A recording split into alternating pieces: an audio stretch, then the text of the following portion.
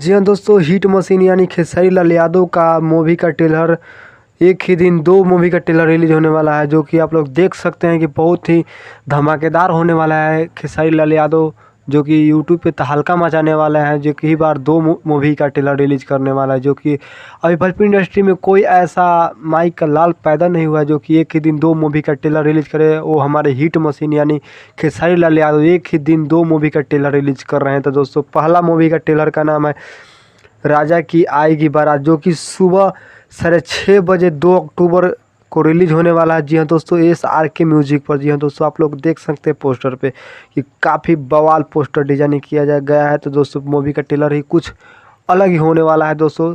तो कल ही पता चलेगा। और सेकेंड मूवी का ट्रेलर जो है दोस्तों, आप लोग देख सकते हैं डिस्प्ले पर, प्यार किया तो निभाना, यानी प्यार किया तो निभाना। ये एक लव स्टोरी फिल्म है जो कि दोस्तों काफ़ी आप लोगों को अच्छा लगेगा सुनकर ये मूवी दोस्तों।